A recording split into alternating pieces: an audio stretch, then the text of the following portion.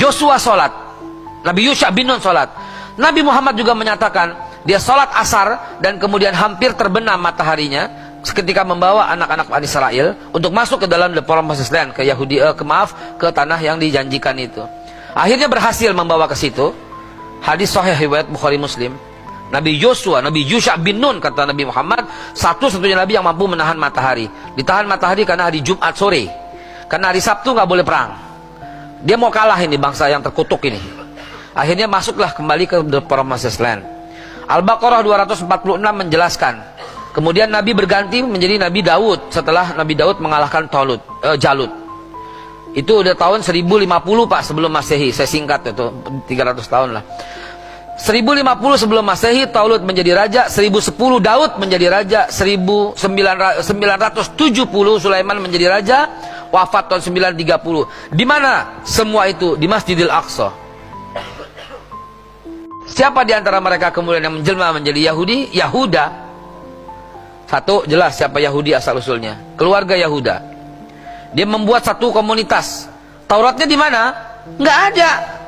Kan tadi saya sebut tahun 1520 ke 970, jauh banget.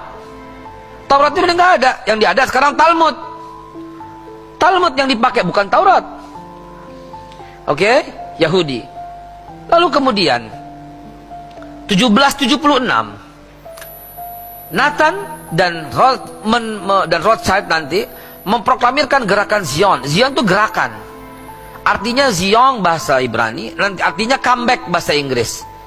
Yaitu gerakan untuk kembali ke tanah itu. Jadi semua Yahudi komunitas yang kaya-kaya suruh beli. Orang Palestina nggak apa-apa, silahkan tinggal sama-sama kita, nggak masalah buat mereka. Dia tahu perjanjiannya masih nempel di Masjid Umar bin Khattab di seberang gereja Holy Sepulchre. Masih nempel tuh perjanjian, dipahat sama marmer. Apa buktinya? Perjanjian Wa'ad al-Umariyah dibuat tahun 636 sampai sekarang. Bahwa orang Yahudi, Nasrani, Muslim harus damai di kota itu. Umar bin Khattab yang tentukan. Damai. Itu sebabnya orang-orang Palestina itu baik, silahkan tinggal.